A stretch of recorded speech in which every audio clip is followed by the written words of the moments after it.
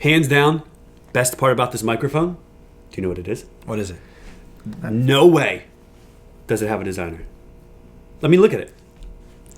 It's right? It's a solid argument.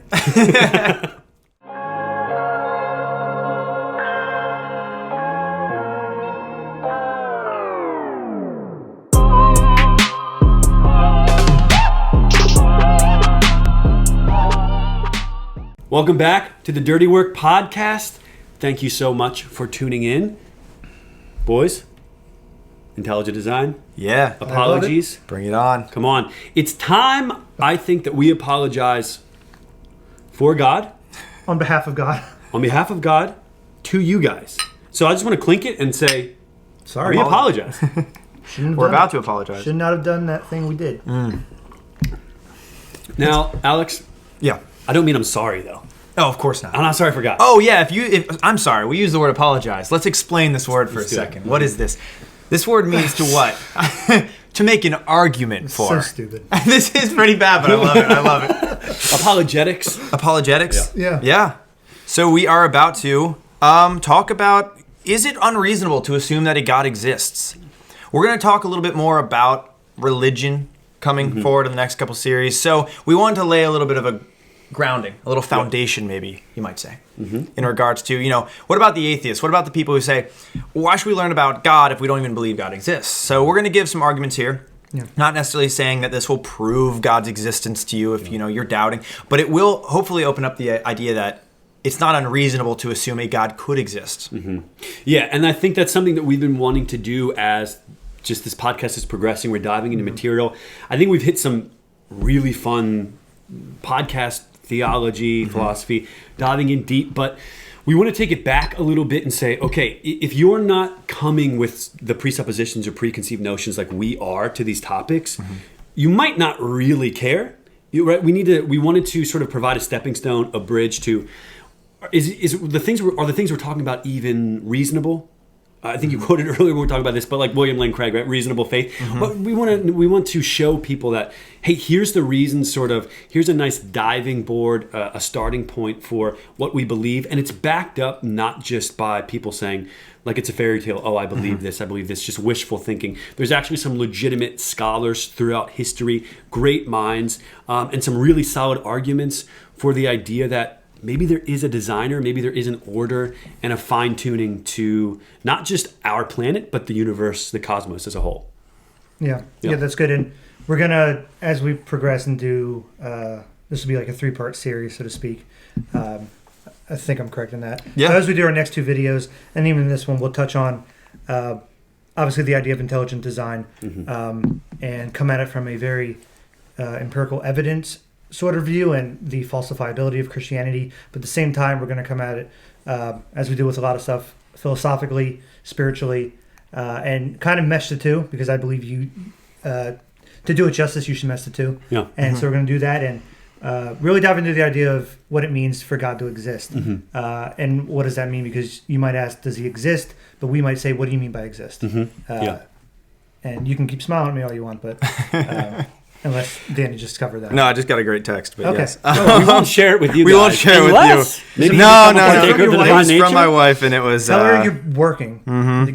So we're going to talk about, intelligent design, the teleological argument, which is basically the idea that there's a telos, there's like a purpose, a meaning found in the world that wouldn't be there unless there was something like a meaner, something which put the meaning there. Yeah. And also maybe a little bit about the fine-tuning of the universe, the fact that I've heard Hitchens say, for example, and many other atheists, that in their discussions with Christians or theists, they often bump into some pretty easy arguments and some pretty tough ones. And this is always one of the hardest arguments for them, is the fine-tuning.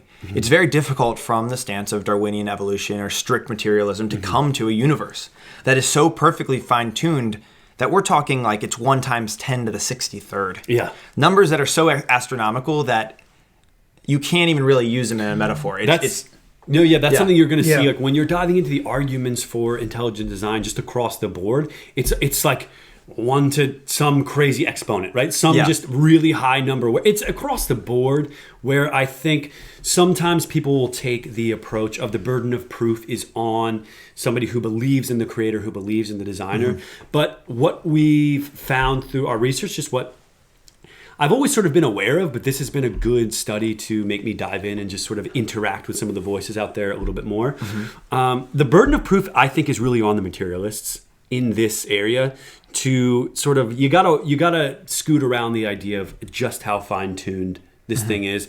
And that's something that we'll dive into here. But yeah, just to give some perspective, I mean, here's some analogies that some top astrophysicists, not all Christian either, who have put metaphors to this, saying, for example, if you took dimes and you stacked them from North America up to the moon, a stack of dimes, and you did that on 5,000 different continents, and you removed one dime, the whole thing would fall apart.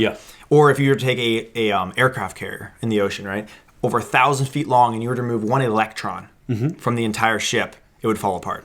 Or if you were to make a 1-inch bullseye on the other end of the universe that's been known so far through telescopes, and you were to shoot with a pistol at it, the odds of you hitting it is how precise when we're talking about this fine-tuning.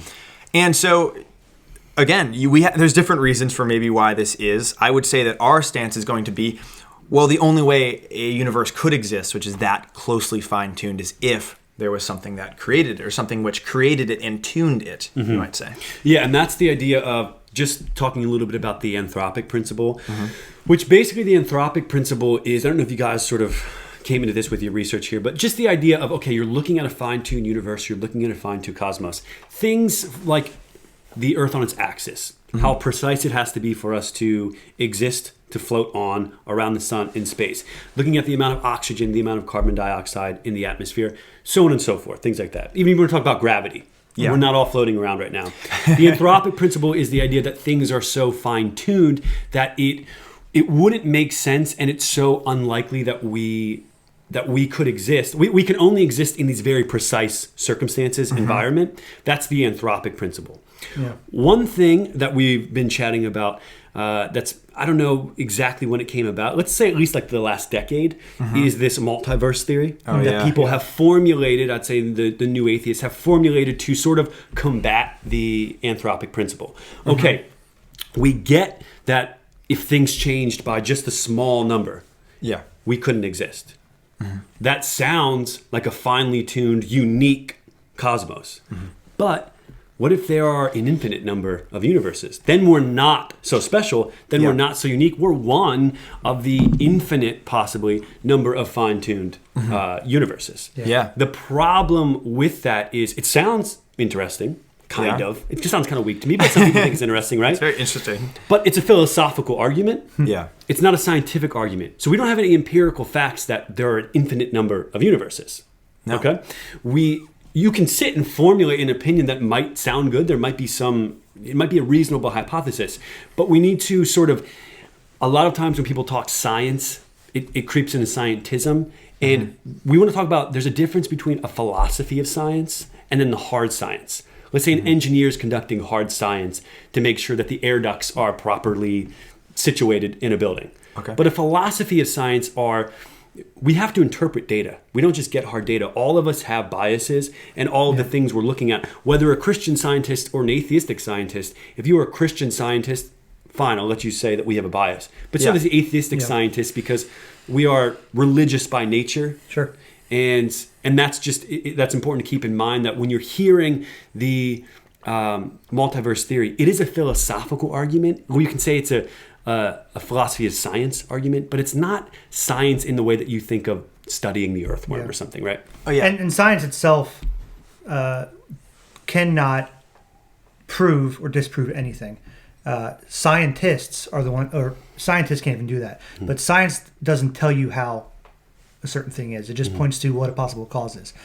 Scientists are the ones that are telling people, hey, this is how this is, or this is how this is. So that's also something that's very important to establish, that science, for all of its good purposes and that we're going to get into, it doesn't give you any answers. It just gives you your theories on how things either came to be or did not come to be.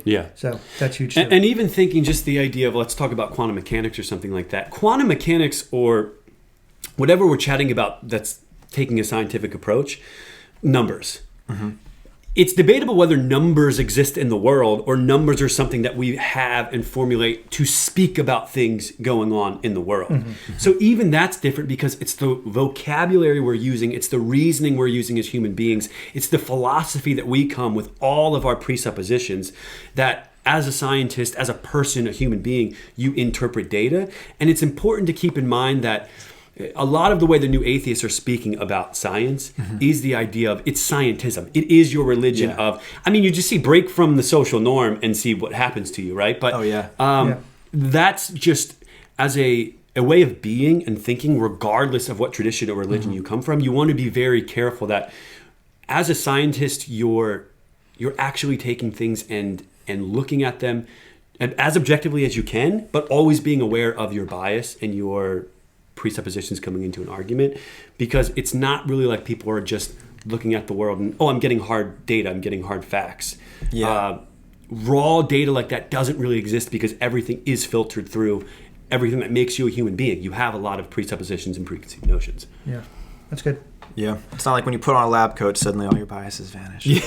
Okay, so Danny or Alex, someone comes up to you, atheist, so to speak, someone who claims they don't believe in God or any higher power. They go, prove to me that there is an intelligent designer to the universe.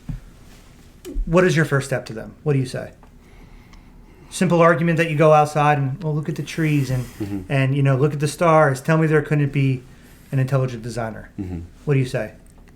Because you can have the argument and say you sway somebody. All you're doing at best is making a generic theist, maybe, at that point. Yes. And we're not in the market of making generic theists. No. James 20, even the demons believe that there's a God and they show. You know what I mean? Like, that's not impressive.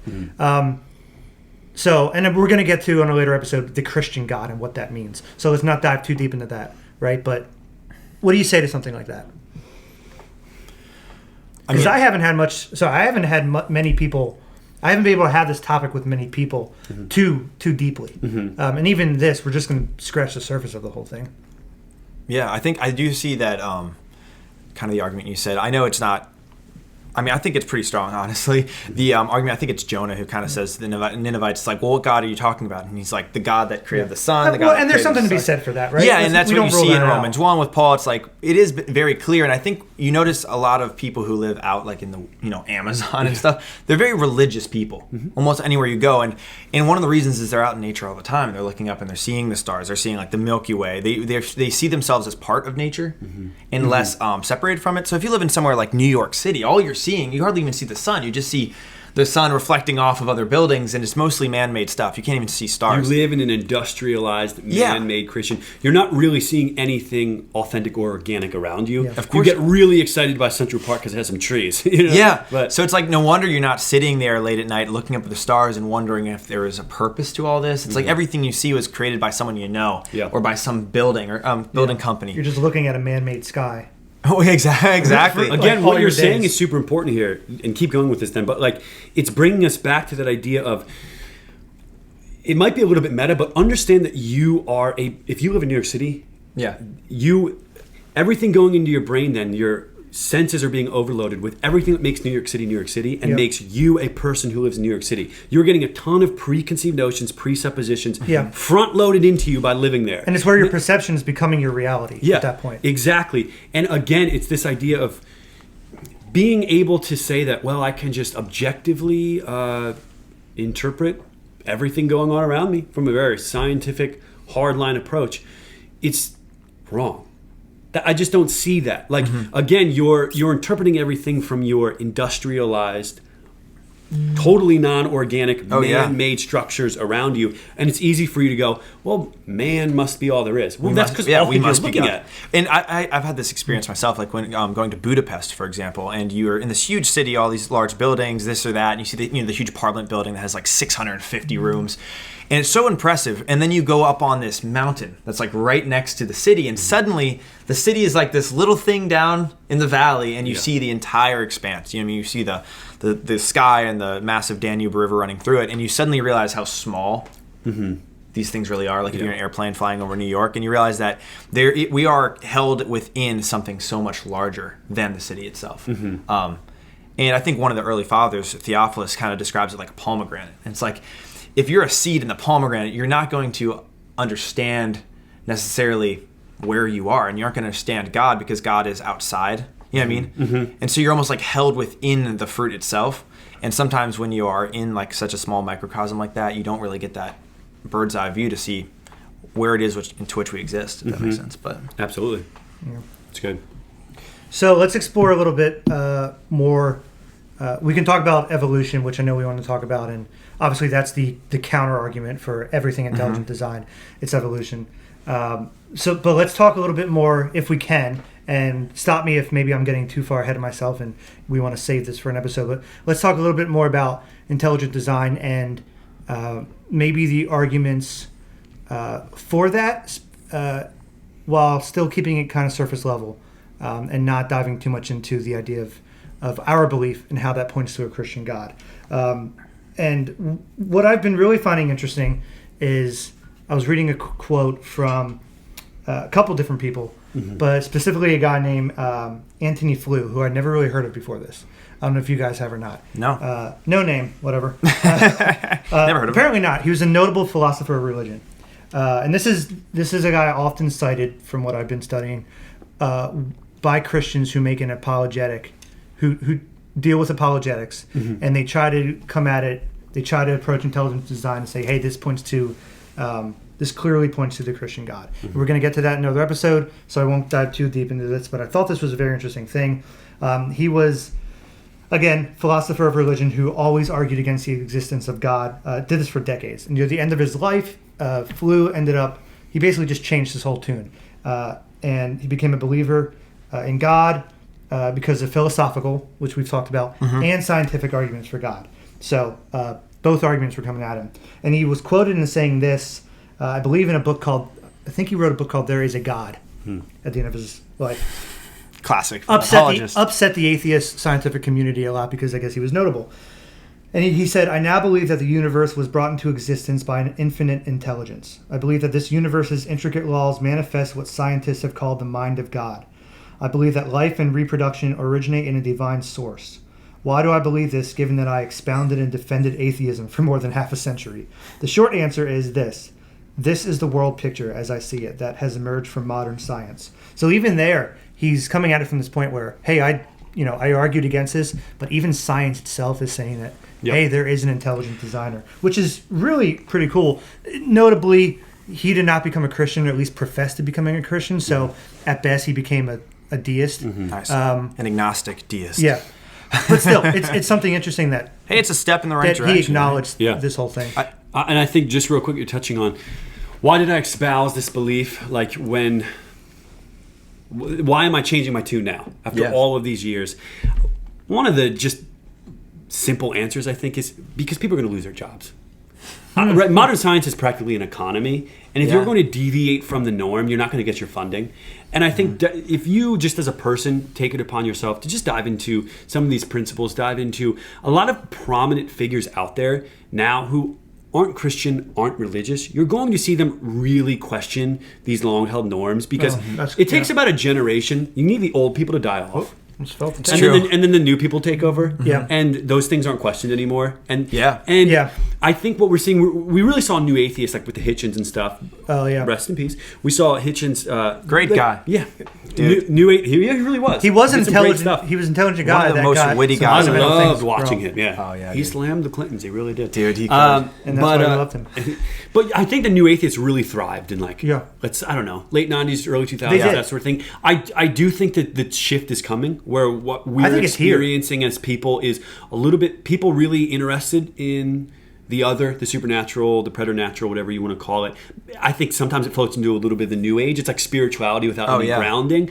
But I do really think people are getting tired of the new atheism. One, it didn't instill any meaning. Of course. But also, I think, like, if you really just want to dive into, again, the science. I really hate using that term, the science behind it. But let's just dive into the research behind what people in the scientific community are doing. The burden of proof is on the materialist. I think that's a really good point, because with prominent figures like Jordan Peterson, for instance, he's instilling in this culture this, even though he won't claim to believe in God, though he lives like he does believe in God, is what his quote is.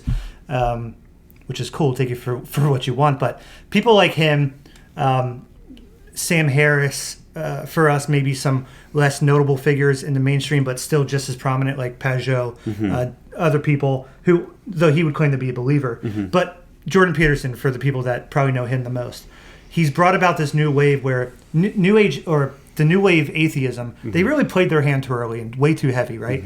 I think why people got so tired of it was because of the hatred that they spewed against religion, where nowadays, especially intelligent thinkers, and I'll say a lot of men, because of Jordan Peterson, they're dispelling the notion of hatred. And whether they believe in something or not, there's a lot more tolerance for stuff now, thanks to people like Jordan Peterson. People don't want to see people come out so heavy-handed all the time. Whether they were like, 100% new atheism, I believe what you're saying, there isn't a God, but I think they could see the hatred that was so being played into with other religions, that they said, even though we kind of agree on this stuff, I don't want any part of this anymore, so I'm going to lend my ear to more intelligent thinkers, whether I disagree with them or not. So I think that new age that you said is coming, I think it's here in people like Peterson and stuff like that. And it's crazy to see. It's sort of like what you see with biblical scholars who aren't religious or wouldn't claim a religion anymore. Let's take like a Bart Ehrman, for instance, who's a New Testament scholar, not a religious man.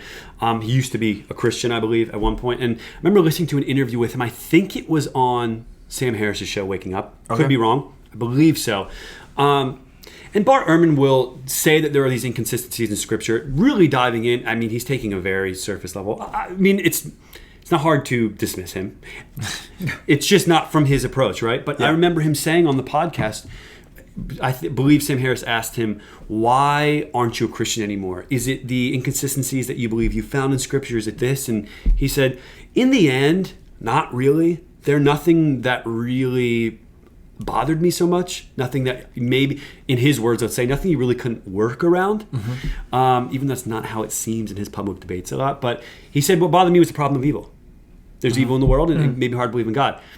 That is not a argument based on, I don't want to say intellect, right? I'm not saying it's not an argument based on intellect, but it's not a scholarly argument. It is a personal feeling argument. It's a plea to emotion. That is something, like Peterson says, there's a lot of respect for the new atheist type who really mull over this stuff and think about it. That's awesome. I would love to have conversations with these people, and even in our own lives, the people we have conversations with, that's something to be respected if you're really wrestling and thinking about it.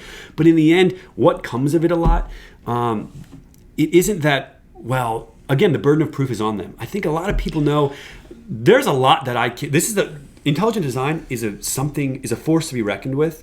But what's causing them sometimes is, one, maybe keeping your job, money, that sort of thing, and pride, social standing. Those things shouldn't be underestimated. But also the idea of what they're struggling with a little bit is the problem of evil. You got to be aware, though, that's not a scientific problem. That is a problem in weak cases, I think, an appeal to emotion. Also, in some cases, just a very real thing that humans have been working through. Mind you, Christians, religious people, from the very beginning, that's never been something that we shy away from. Yeah, I think it's very a good point, that we kind of are touching on, but we haven't said maybe explicitly, is that there's a lot of questions that these scientists have not answered yet. And we gave so much research, so much time, and so much faith into these materialists, scientists saying, well, if you said that you can prove to us meaning without God, then have at it. And what we find is, we haven't figured out where people have come from, right? In Darwin's Origin of the Species, there's no mention of the origin of the species. We've described, basic adaptation, stuff we've observed throughout all of life, you know what I mean? But we've never yet found exactly how species, for example, could jump between species, right? We don't understand exactly, for example, with irreducible complexity, how something which, how the heart relies on the kidneys, which relies on the lungs, which relies on the veins, and everything works in perfect conjunction, even male and female reproductive organs, and how something like that could have evolved when if you're missing one component, the whole thing falls apart. Exactly. You know what I mean? Things like the origin of, again, life is a very big one because, well, first off, the origin of the universe, we don't even know yet, right? It's the Big Bang, then it's this, that. It keeps changing. And the thing is, when you put your cards in the hands of science, it really is kind of like a shifting target. And every time they think they have it, then something else comes out and they're like, well, it's not that. So I do think it's important too to realize that we don't really have any more answers when we look at the scientific end. We just have more questions. And these questions are, in our worldview at least, answered. You could argue, well, you'd want to make sure you have the right answer, not just a answer. And throwing God in as the answer might seem cheap to some people. But I would say that the average person knows there's meaning. They know there's purpose to life. And I've talked to people they seem atheists, but when you push them, they go, yeah, I believe in a higher power. Or I believe that there's a God, I just don't know which God to believe in. Yeah. And I think that's the general consensus. I was talking to my friend, and she just kept saying the universe. And I said, well, you say universe, I say Christ. Yeah. And she goes, well, I kind of mean that. And I go, you have no problem saying all the blessings from the universe. Isn't that funny? Fate, karma. Yeah. The universe doesn't call you to sacrifice yourself. We've gotten very spiritual. We've almost fallen back in towards almost like a very Far Eastern version of spirituality, where it's very much just like, well, evil and good are at odds in the world, and like, you know, like I know it's campy to say, and it's corny, and so I don't say it much, but you hear the term, I don't have enough faith to be an atheist. And there's something true about that, at least in my opinion. Yeah. Because we'll get to it. Christianity, once you come around to the idea of intelligent designer, and if you move past just a general theistic worldview, and you maybe come to the Christian God perspective, Christianity is, and atheists have gone on to say this, and basically people that aren't Christians have, for the most part, have gone on to say this, that really don't have a dog in the fight. They'll go, well, Christianity is historically the most falsifiable religion there is. Yes. And we'll get to that a lot, but that's also a big role in the idea of an intelligent designer, is that a lot of the stuff that we'll mention can be, again, maybe not proved, but more than any other religion, any other thing, backed up historically with evidence. And again, like you said at the outset, we're really not setting out to prove God to you through academic, clinical, hard research. No. Again, it's the burden of proof. What's more likely? Is it more likely that things are random? Is it more likely that this microphone assembled itself?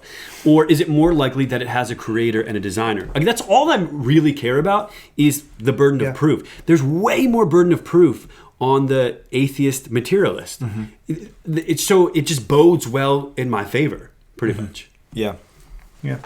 When you look really deep into DNA too, and RNA, which hadn't even been discovered yet when Darwin when Darwin had come up with his theories, it's like this whole idea of information passing, and the fact that like a lot of these DNA strands, I mean, they contain insane amount of information. Just one DNA strand is something like the entire Encyclopedia Britannica, which is like 33,000 pages on one DNA strand. And these this information is coded using nucleotides and these different, A, B, G, whatever letters, which is basically almost like computer code. And it, in the right arrangement, it creates certain proteins. Those proteins act a certain way and create certain organisms. Yet if you were to change the order at all in these proteins, and we're talking like hundreds of thousands of these, and if you were to change the order of just two of them, it would be a whole different organism, or the whole thing wouldn't exist in the first place. There's actually a great interview with a popular ID proponent, Stephen Fry, and he is a Christian, but he has an interview with two other men who aren't Christians. One is actually a computer science professor. I don't remember what school, so I'm not going to say, but he is on the board of computer science. And you wonder, why is a computer scientist in here? Exactly for the reason you said. This computer scientist, along with a lot of them, he's saying, listen, the board here, we're going very skeptical. We don't adhere to classical Darwinianism. Obviously not. Whatever replaces it is going to we're going to call it Darwinian, just in the way that we call, and he says it's just in the way that Gnostic heresies are called Christian. Well, they're not Christian, but for some reason that's just how history goes, right? And speaking of the idea of sort of, it's almost like computer code, you said. All these just intricate, complex numbers. There's actually a great interview with Stephen Meyer, is his name, and David Berlinski, a popular philosopher, and I believe how you say his last name is David, I'm going to say Gertler. Don't know if that's correct, but Gertler. Look up the video. What a name. But they speak about evolution, and now Stephen Meyer is a Christian, and he's a proponent of intelligent design. David Berlinski is a philosopher, not a Christian, and the other David is a computer scientist and also not a Christian. But you kind of wonder, what's the computer science guy doing in here? Well, precisely because DNA, and just when we're talking about evolution, like science, hard science, philosophy of science, what we're talking about, it's very intricate, it's very numbers based, obviously. And when we're talking about DNA, we're talking about these things, it almost runs like computer code, like a really intricate, in-depth computer code. And David, the computer science professor and chair at the college, is very skeptical of Darwinian evolution. Interesting. And he says, listen, I'm not the only one. A lot of these guys in this community... Myers? Stephen Myers. Myers, Signature of the Cell. Signature of the Cell is his book, great book on intelligent design. But David I'm going to call him David the computer scientist, I like that, is saying, listen, a lot of my faculty, a lot of the chair is very skeptical. We don't adhere to classical Darwinianism. But even, like you were saying, just these very simple things that a lot of people aren't talking about, we don't have solid evidence for the missing link. DNA is far too complex, which Charles Darwin didn't know about, right? Yeah. So he's saying the issue isn't so much us who are really on the forefront of researching these things. It's more of like, if I were to tell my students I'm very skeptical of Darwinian evolution, they would freak out at me. Yeah. It's really that, and there's this popular trope, this saying rather, but a little science leads you away from God, a lot of science leads you back.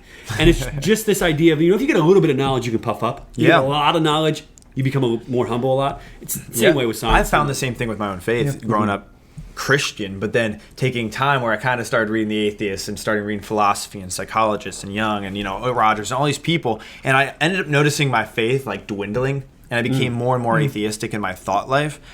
And at some point, though, it's like as I begin to read, I start to then, almost like you said, surpass even that understanding and circle back around to a more fulfilled understanding of, like, 'cause science will tell you, what, but won't tell you how. It'll show you there's a field, but it won't tell you in what direction to run through it and what way to run through it, etc. And so when you look at these codes, it's like you're saying, there's information that's in the genome, right? It's telling these things how to be made, and it's like, where did this information come from? Exactly. Science will tell you there's information, but it can't tell you where that came from. And you go, sounds a lot like it's God. It's a very interesting thing Dawkins went on to say. I have it here. He called it. He admitted the information content. I think he called it unjustly primitive. He called it primitive amoeba, which obviously when he discovered, when he would talk about the amoeba, when there was little information about it, it was believed to be the simplest thing ever. Obviously, where all life originated from, he believed. It was very simple. There was nothing to it. Went on to discover there you can fit 1,000 volumes of encyclopedias inside one amoeba, which was very interesting. And like you mentioned with Dr. Meyer, kind of where the philosophy comes in. Dr. Myers was very open to a number of different causes for like the universe, intelligent design. Dawkins was obviously only into one, but just very interesting the fact that and you, I don't even know how much weight this holds. But with Dawkins at the end of his life, that seems to be my phrase, Mike. How much weight does it hold? You're like, this argument is completely worthless, but here we go. But no, I've heard that Dawkins, even towards the end of his life, pretty much went against. You mean Darwin? Yeah, Darwin. Sorry, but Dawkins is a different dude. Yeah, Dawkins is different. Yes. But with the whole just this idea of Darwin intelligent did versus evolution. Yeah. Darwin himself, at the end of his life, is what I've heard, is came to say, hey. I think I'm more leaning towards that there was an intelligent designer. And he never professed Christianity. But it's interesting that throughout his research, he came to acknowledge that probably got it wrong. Yeah, and one thing to look into is also like the Cambrian age, right? With there's this interesting thing with the layers, and that's one of the things Darwin had an issue with, was this idea. It's like, well, if there's supposed to be all this death and reproduction, like as slow changes are made, right, through natural selection and survival of the fittest, then you should see like slow changes over millions of years. Do you know the only place that we found that? Where? Those different sections? Textbooks. I mean, God knows truth, right? It's not all over the world like you do expect, and that's just that. Again, and they literally have shown, and this is something that like is very much acknowledged by the community. If you really ask them, it's like there's the Cambrian layer below it, the pre-Cambrian, and you won't find any. Like you won't find any pre-versions of the animals found in the Cambrian layer below it, which makes no sense. It's like, how do you go from shrimp to cats in one layer and there's nothing in between? You'd think you'd see like it's almost like shrimp if with you whiskers. just study finches, it's not enough, right? It's odd. Study beaks, you go, maybe I don't have it all down. Maybe I don't know what I'm talking about. Another huge issue, obviously, with this too is the whole idea that they're all basing it on natural selection through random mutation. Yeah. Their best argument is, it's mutated code. And you go, we've never seen a good mutation. It's more beneficial. We haven't seen a mutation that's more beneficial. Ask any computer programming guy. Say, what if you just like took the binary and just started mixing numbers around? What are the odds you make a program that all works? All you're going to do is introduce a bug, right? Or some glitch or some problem with it. Not only that, but I mean, a code has a certain set of information, and just because you're mutating, it means you're rearranging the current existing code, but you cannot add code to it. Yeah. You're making duplicates or triples of the original code in there. We'll have to find the video. We'll post it in not the comment section, but the section beneath whatever this thing's called, description. The box that tells you things that we tell you to support us on Patreon. It's right next to the like button. But there's a scientist comes on Joe Rogan podcast because Joe Rogan's a voice of a generation. Three cheers for Joe. Joe, the greatest podcaster of all time. Street. But he says, I didn't even laugh at Street Cat. I just laughed at greatest podcast of all time. Yeah, and he probably is, right? But he says the scientist on there. But he says, we've all heard the idea that you give monkeys enough years and all hitting a typewriter, they'll eventually write a play by Shakespeare. And he says, but we all know that's not true. There's just it's like the multiverse. It's a nice hypothesis thing to throw out there.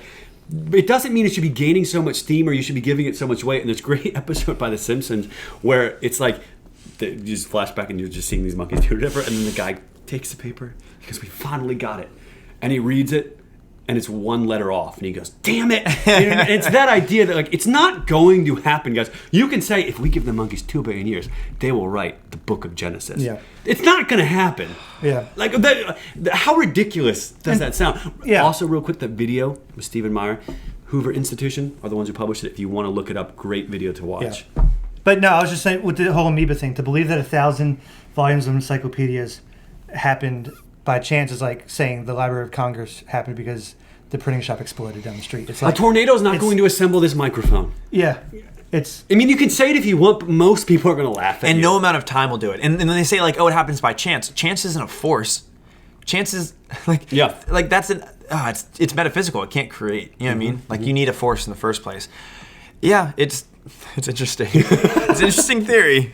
It's a good theory there. Yeah. The monkey is on typewriter. Science is supposed to be observable. We don't just lack a natural explanation for life. Mm-hmm. The empirical evidence against the thousands of volumes of encyclopedias is exactly what it is. It's empirical. It's you cannot look at that and deny it. And science, science is too new to really observe this stuff too. It's like, yes, we all believe in adaptation. We've all seen it. But the thought that this can somehow lead to species-wide, amoebas becoming humans is just something that at the end of the day, unfortunately, that's not testable and retestable or anything like that. Mm-hmm. And we don't have any real proof of this to this point. So again, if we keep learning, the scientific argument's if you give it enough time, we're going to know more about it. So someday we'll know where the information came from. And it's just we don't know that. Yeah. I don't know. Take Dawkins' book, The God Delusion. Yeah. Mm-hmm. We don't just believe that the ink in the paper made the book, The God Delusion. It took an intelligent mind to do that.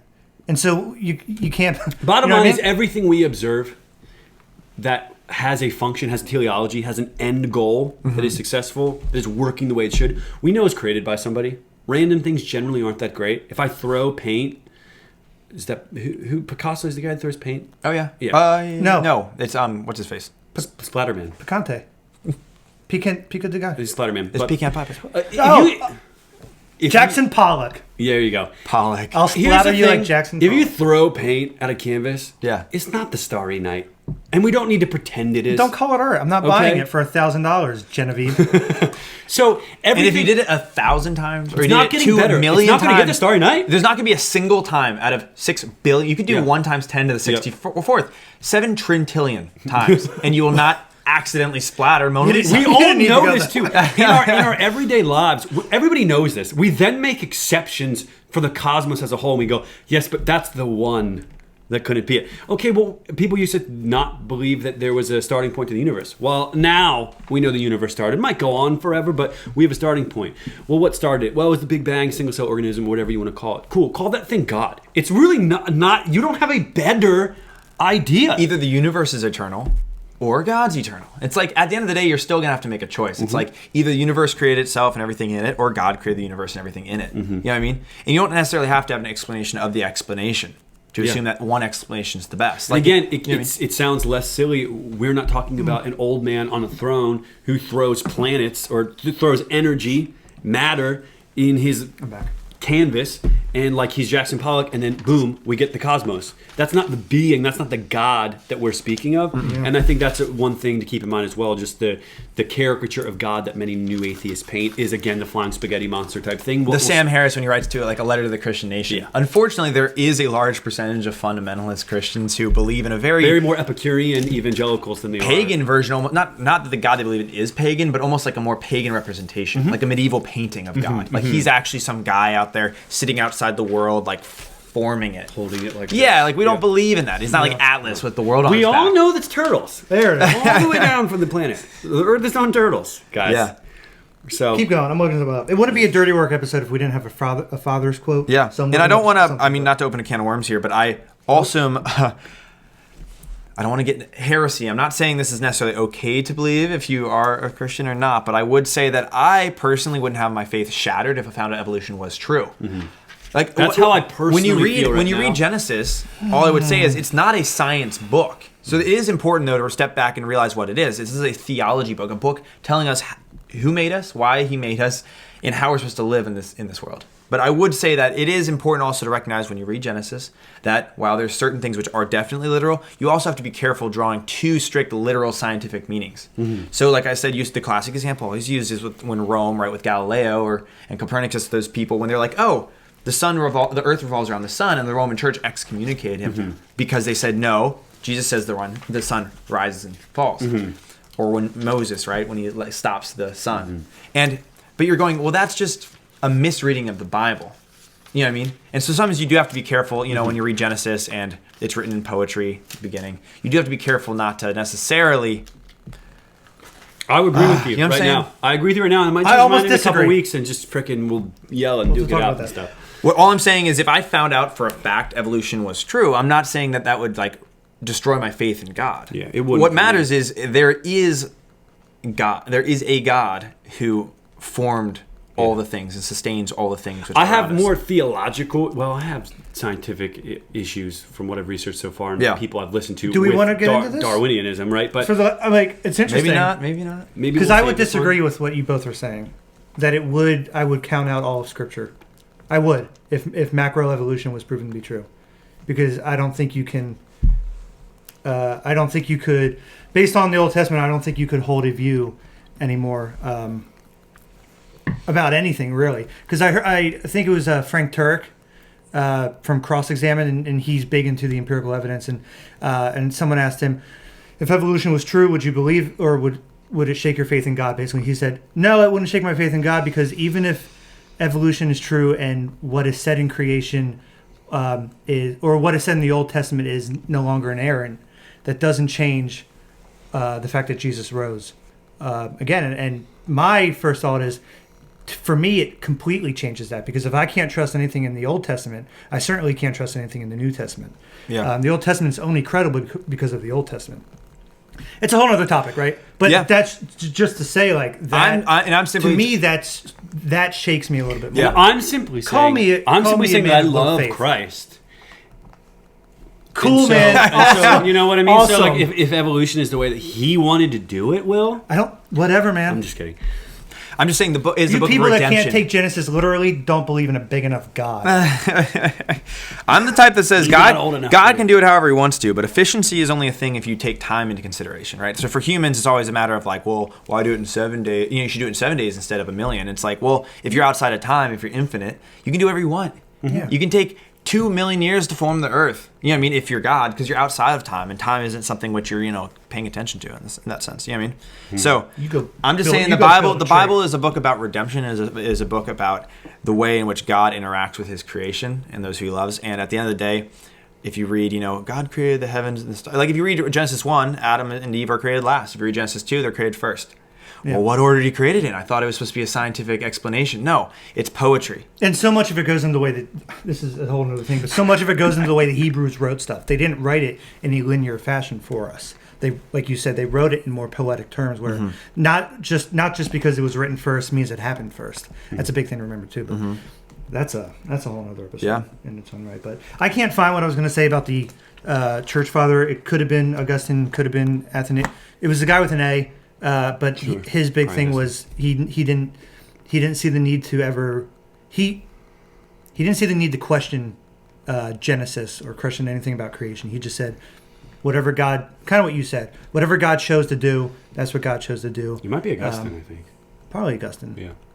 Everyone's favorite church father. What I think we need to do is like maybe let's hit some people with a little bit more ID, and then we'll just hit people. That's intelligent design. Yeah, let's dive a little bit more into the facts, if you will, and really like what we're looking at. What is this fine tuning? What's the fine tuning entail? How do we know it's fine tuned? What does that even mean? Mm-hmm.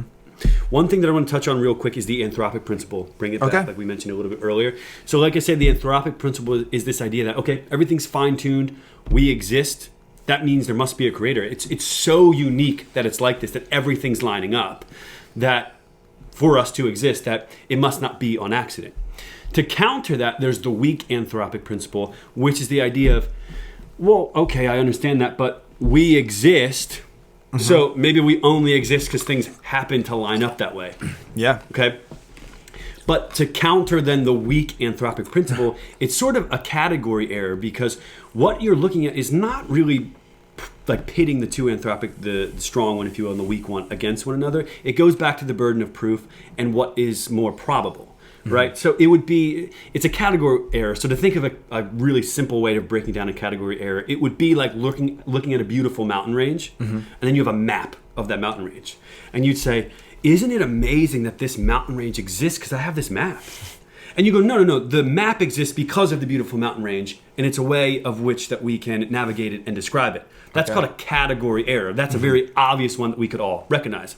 But again, with the anthropic principle, it's undeniable that it is so amazing and unique that everything has lined up for us to exist. Again, people will then counter with the multiverse theory to say it's not unique.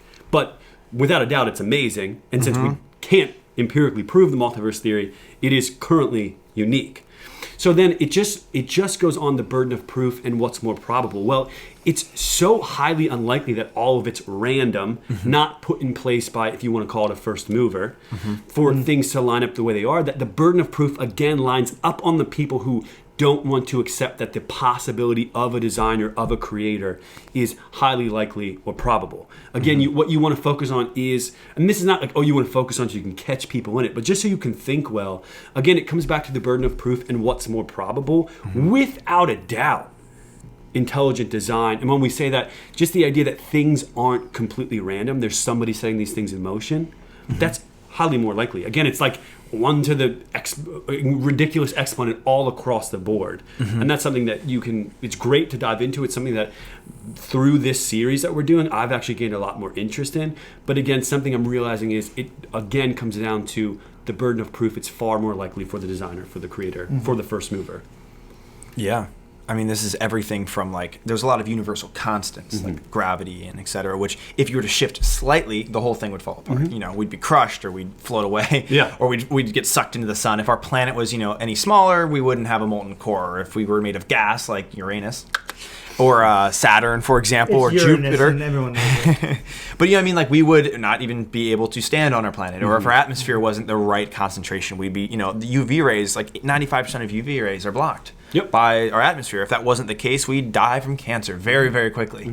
Oxygen levels have to be within a certain percentage. Carbon. Exactly. Hydrogen. Everything needs to be, if too much oxygen, we'd burst into flames. Too little. Also, for example, basic things like water on our planet. It does the opposite of almost everything else that we can observe, which when it gets cold, it actually expands. It freezes. Which matters because it floats. So it insulates fish. Whereas if it was dense and it shrunk, well, then it would sink to the bottom of the ocean and continue to freeze from the bottom up and freeze lakes entirely, killing all the fish, wiping out mostly the moon and the tides.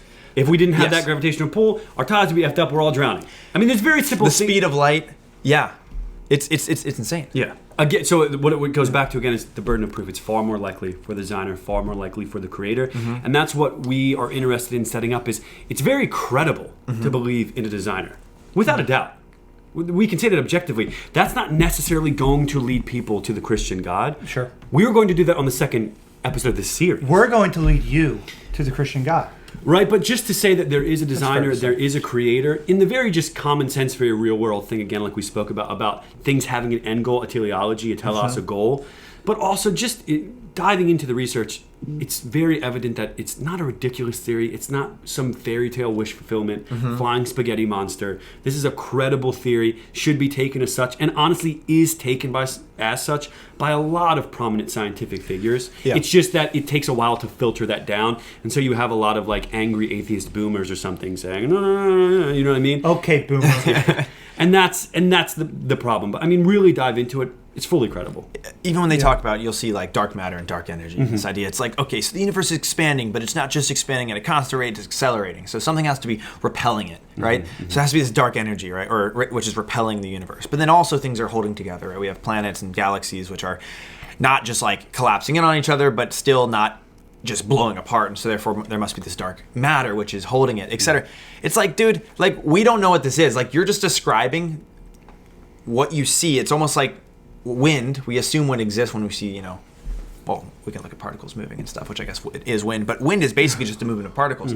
And so when we see things moving, we describe it a certain way, but we don't really know what causes it. Like what is causing dark energy? What is causing dark matter? It's something which is very unobservable outside of the impact it has on other physical things. Yeah. And from the Christian standpoint, it goes, we believe in a logos, like a form which something which sustains the universe, holds and pervades all things, holds them together. Exactly. And it's like, what other way of describing the universe? I mean, you could use dark matter if you want, or you could use God. You know what I mean? By the end of the day, it's like we believe in something which perfectly sustains the universe we have to keep black holes from creating. Well, sometimes.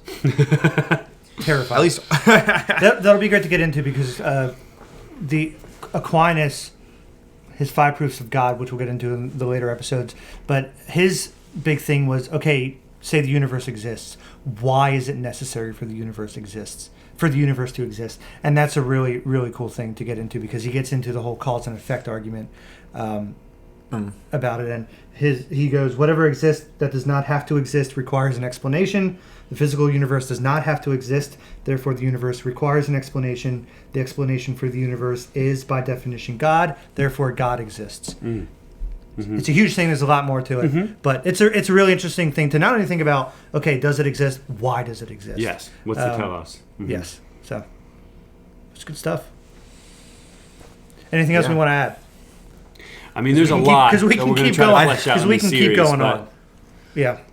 I mean, I think that's a good start. Yeah. I mean, I think I'm really, really excited for next week's. The problem of evil is one that I think more people care about even than this one. This one it's fun to talk about. But at the end of the day, like you said, this is not normally the issue. Normally when you talk to people, you say, do you believe in God or not? It comes down to like, well, my daughter was hit by a drunk driver, right? Or I'm diagnosed with cancer. I've only got 2 months to live. And what kind of God would allow that? Yeah. And so this problem of evil, I think, is one that I'm really excited to move into. By far, it's the biggest one. Yes. Yeah. It's simply and anyone who's lived on Earth, if you read Dostoevsky's book, The Brothers Karamazov, Ivan is like one of the main characters, and he is very much an atheist just based off this idea. It's like, what kind of God would allow a child to get cancer? You know what I mean? Etc. And this is a very important topic for believers, and something that we are very excited to cover next week. Oh, yeah. Yeah. I'm very much looking forward to it. I think it's going to be awesome. Super excited for this series. Hope that you guys are enjoying it. Yeah. You need to comment. You need to send us messages. We've had some already, and when we get them, we absolutely love it. Just really fun to like network and connect. I don't like network. We're forming friendships. But we're networking so we can position ourselves to reach more friendships. We're looking to adopt a kid. You might say we're... No? Okay, sorry. We're not. If anyone has any children, no? If you want to give kids to us... I think stop there. If you want to give, go to patreon.com/dirtyworkpodcast. Hit that subscribe button on YouTube. We're building this thing. We're snowballing mainly because we just want to dialogue with as many people as possible. Yeah. Continue these conversations. Let's just do life together. Yeah, let's plug in. You know what I mean? Fellowship. Pour into koinonia. One another. Pour into each other. Yeah. That's important to do. Yeah.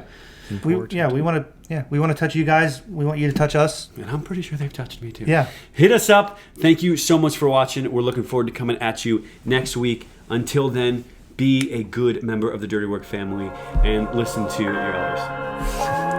Is that our new sign-off? I think so. Embrace the struggle. And listen to your elders. Dirty Work Podcast out. Click it.